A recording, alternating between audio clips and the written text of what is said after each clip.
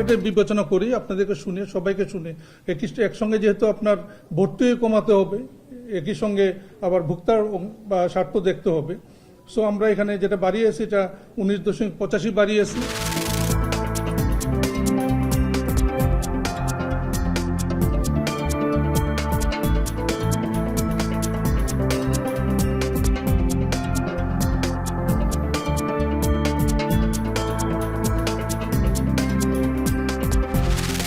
বাংলাদেশকে মানুষকে এই ধরনের অপবাদ দিতে চায়, ওরা ভারতীয় বয়ান দিচ্ছে আমাদেরকে।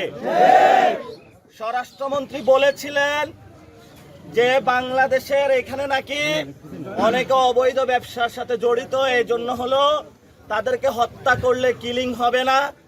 আমরা বলবো স্বরাষ্ট্রমন্ত্রী যে বক্তব্যটা দিয়েছেন এই বক্তব্যটা হলো সর্বমিথ্যা একটা বক্তব্য।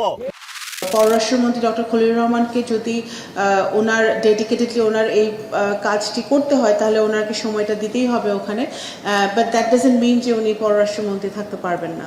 সো ওখানে এটা মাননীয় প্রধানমন্ত্রীর সিদ্ধান্ত এবং ওইটা আমি মনে করি ওনাদের দুজনের সিদ্ধান্তে এটা হবে।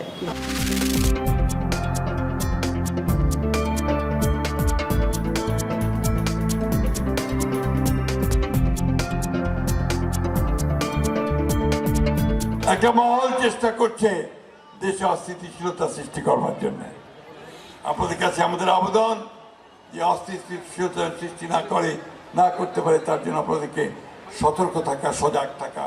কারণ এই সময়ে যখন আমরা নতুন করে দেশ গঠন করবার কাজ শুরু করেছি তারেক রহমানের নেতৃত্বে, তখন যেন আমরা আবার বিভ্রান্ত না হয়ে যাই।